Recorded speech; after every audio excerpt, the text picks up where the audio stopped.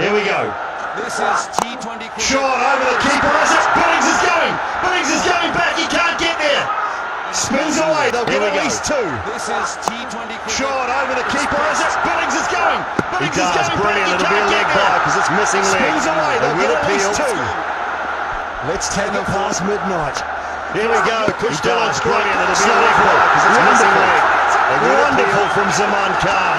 Let's take it past midnight. Here we go. Kush still on strike. Oh, Sliding brilliant. back a little bit of Wonderful reverse swing, swing. and they're going, they're Wonderful going, from they're going. Zaman They'll be Khan. running. Misses. Big delivery. Back again. Hold the ball, Chief. Oh, brilliant. What a game we've had here this Swing, evening. they're going. Have full entertainment. Misses. Come back again. This is T20 Hold the ball, cricket Chief. at its best. Oh my goodness. Wow. Just hold on to it. Kush still sharp. We're not going anywhere. Let's go. He went down. Comfortable cash, no problem. Gets the there. Yorkers down. They've got to go for three. He missed They've got to go another for three. It's set. in the gap. Can they get it? They can't. It's Visa. Visa with the throw. It's done. It's done. It is done. Commanders have won the HBO PSL 8 and have skid away for the second time in their history. They now sit alongside Islamabad United as two-time winners. What a game of PSL and what a show.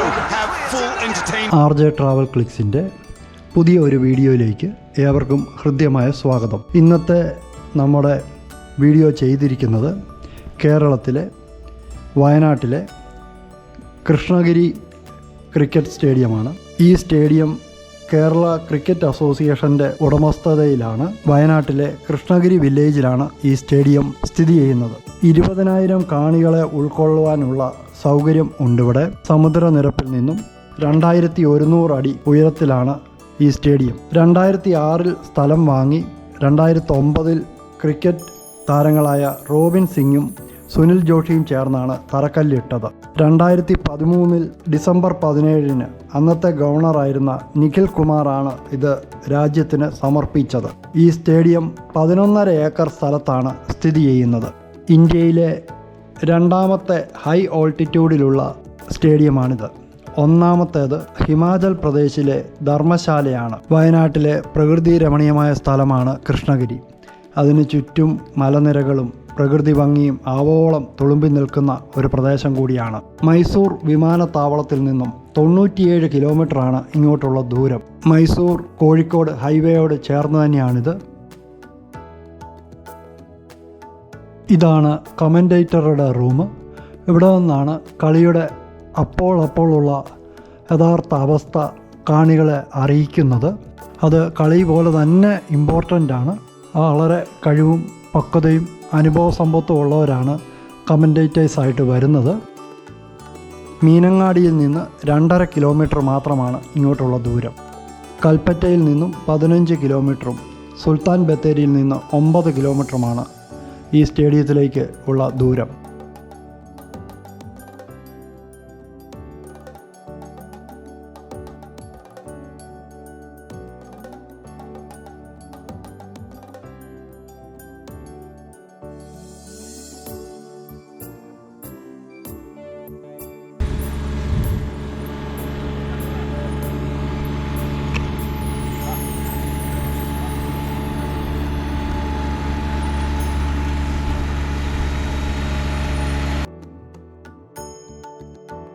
മഴ അധിക നേരം നീണ്ടു നിൽക്കുന്നില്ലെങ്കിൽ അരമണിക്കൂറിനുള്ളിൽ cricket pitch ഉണക്കിയെടുക്കാനുള്ള സൗകര്യങ്ങളൊക്കെ ഉണ്ട് ഇവിടെ. അത്തരം മെഷീനറികളാണ് നമ്മളിപ്പോൾ കാണുന്നത്. അതുപോലെ ഇൻഡോർ ക്രിക്കറ്റ് പ്രാക്ടീസിങ് സെൻ്ററുണ്ട്.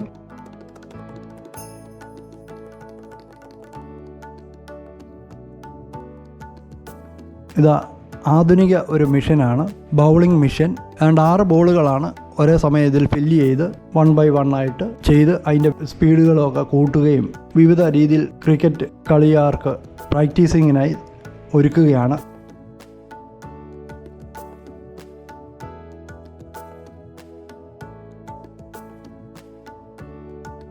ഇങ്ങനെയാണ് ബോൾ പിടിക്കേണ്ടത്.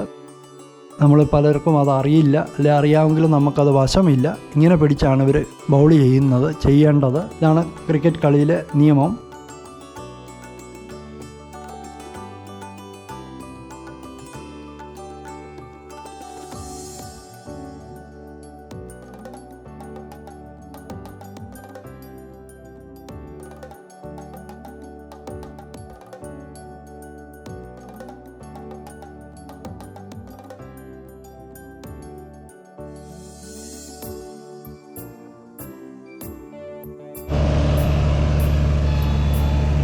നല്ല പുല്ലുംപുറമാണ്, പച്ചയായ പുൽപ്പുറമാണിത്.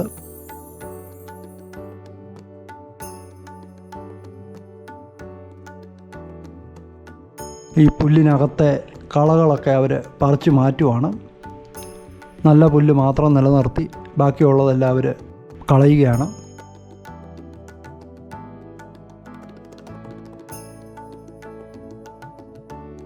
ഇനി കാണുന്നത് ക്രിക്കറ്റ് പ്രേമികളുടെ നെഞ്ചിടിപ്പ് കൂട്ടുന്ന സ്കോർ ബോർഡാണ്.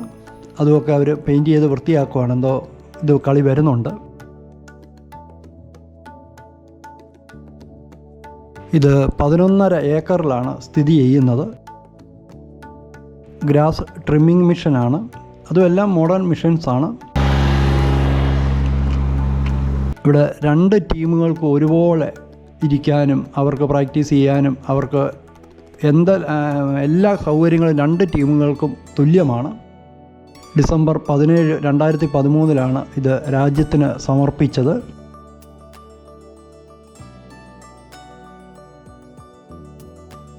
ഇനി നമുക്ക് മുകളിലേക്ക് പോകാം. ബാൽക്കണിയാണ്.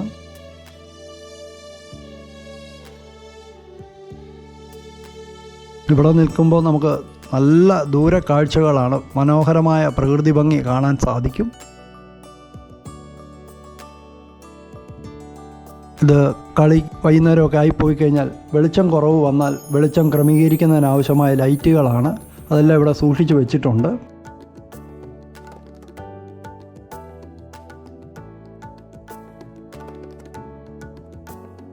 എല്ലാ മലനിരകളൊക്കെ നമുക്ക് കാണാൻ സാധിക്കും. വയനാടിൻ്റെ AC ക്ലൈമറ്റ് അനുഭവിക്കാൻ സാധിക്കും. നമ്മൾ അല്പം മുമ്പ് പോയ പ്രാക്ടീസിങ് സെൻ്ററാണ് ആ കാണുന്നത്.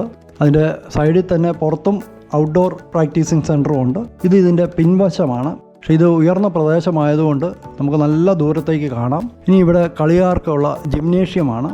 അതിൻ്റെ നിയമാവലികളൊക്കെയാണ് ഇവിടെ എഴുതി വച്ചിരിക്കുന്നത്.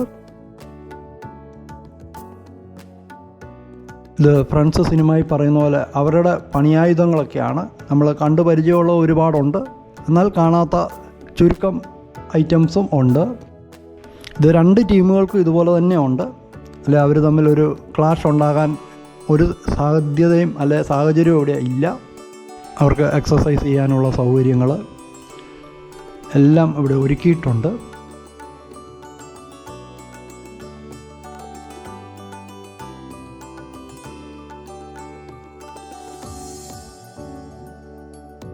ഇത് ഹെൽമെറ്റ് അല്ല, ഇതൊക്കെ വെയ്റ്റ് ലിഫ്റ്റിങ്ങിന് ഉപയോഗിക്കുന്നതാണ്. ഇതിവരുടെ ഡൈനിങ് റൂമാണ്. അവിടെയൊക്കെ മികച്ച കളിക്കാരുടെ, പ്രശസ്തരായ അന്താരാഷ്ട്ര നമ്മുടെ കളിക്കാരുടെ എല്ലാം ഫോട്ടോസ് ഉണ്ട്. വളരെ മനോഹരമായി ഗ്ലാസ് പെയിൻറ്റിങ്ങിൽ തന്നെ അത് ചെയ്തിട്ടുണ്ട്.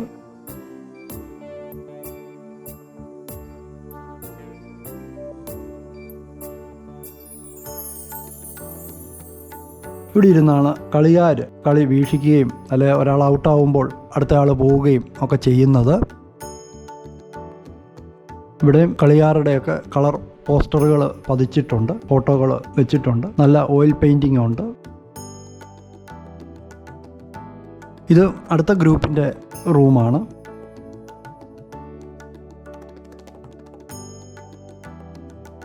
ബാത്റൂം ഫെസിലിറ്റി, അതുപോലെ മസാജിങ് സെൻറ്റർ, അതുപോലെ പൂളുണ്ട്. ചൂടൊക്കെ ആണെങ്കിൽ അതിനൊക്കെ ലഘൂകരിക്കാൻ. ഇതിൻ്റെ പിൻവശമാണ്.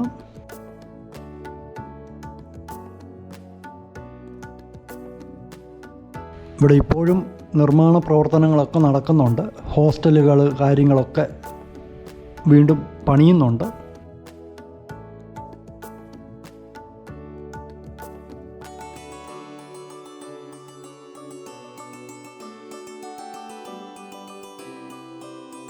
ഇതാണ് ഔട്ട്ഡോർ പ്രാക്ടീസിങ് സെൻറ്റർ. ഇതിൻ്റെ പുറത്താണ്, പക്ഷേ ആ കോമ്പൗണ്ടിനകത്ത് തന്നെയാണ് ഹോസ്റ്റൽ ഫെസിലിറ്റിയൊക്കെ പുതിയതായിട്ട് വരുന്നുണ്ട്. ഇതുവരെ ഈ വീഡിയോയിൽ എന്നോടൊപ്പം സഞ്ചരിച്ച നിങ്ങളോട് എല്ലാവരോടുള്ള നന്ദിയും സ്നേഹവും അറിയിക്കുന്നു. ഇതുവരെ സബ്സ്ക്രൈബ് ചെയ്യാത്തവർ ദയവായി സബ്സ്ക്രൈബ് ചെയ്ത് സപ്പോർട്ട് ചെയ്യണമെന്ന് അഭ്യർത്ഥിക്കുന്നു. Thank you.